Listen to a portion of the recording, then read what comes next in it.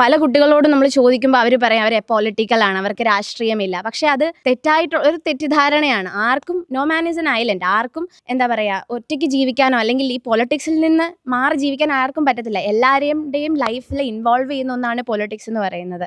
അപ്പോൾ രാഷ്ട്രീയം എല്ലാവരും ചർച്ച ചെയ്യപ്പെടണം. യുവാക്കൾ എസ്പെഷ്യലി, യുവാക്കളാണ് ഇനി നമ്മുടെ സമൂഹത്തെ നയിക്കേണ്ടുന്നത്. അപ്പോൾ രാഷ്ട്രീയം ചർച്ച ചെയ്യപ്പെടണം.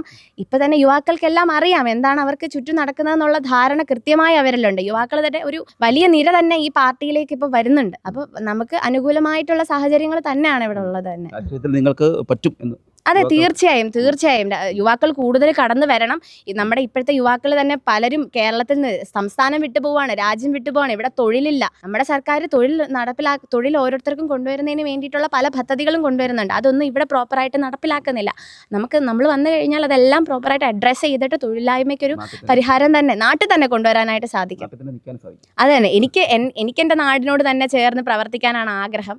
അതുപോലെ തന്നെ ഈ നാട്ടിലെ ഓരോരുത്തർക്കും ഇപ്പോൾ അച്ഛനമ്മമാരായിക്കോട്ടെ, അവരെല്ലാം മക്കളെ വളർത്തി വലുതാക്കുന്നത് അവരോടൊപ്പം താമസിക്കുന്നതിന് വേണ്ടിയിട്ടും അവരെ കെയർ ചെയ്യുന്നതിനും ഒക്കെ വേണ്ടിയിട്ടാണ്. അപ്പോൾ ഈ കുട്ടികളെല്ലാം ജോലിയില്ലാത്ത കാരണം പുറത്ത് പോകുമ്പോൾ UK ആയിക്കോട്ടെ, US ആയിക്കോട്ടെ, ജർമ്മനി ആയിക്കോട്ടെ, എല്ലായിടത്തും പോകുമ്പോൾ അവർക്ക് താങ്ങും തണലായിട്ട് നിൽക്കാനായിട്ട് ഇവിടെ ആരുമില്ല. അപ്പോൾ അവർ അനുഭവിക്കുന്ന ഒരു മാനസിക സംഘർഷം എനിക്ക് നന്നായി മനസ്സിലാവും. അപ്പോൾ യുവാക്കൾ കൂടുതൽ നമ്മുടെ നാട്ടിൻ്റെ രാഷ്ട്രീയം സംസാരിക്കണം, ഇവിടെ ഇറങ്ങി പ്രവർത്തിക്കണം, ഇവിടുത്തെ പ്രശ്നങ്ങൾ പരിഹരിക്കണം എന്നൊക്കെയാണ് എൻ്റെ ഒരു ആഗ്രഹം.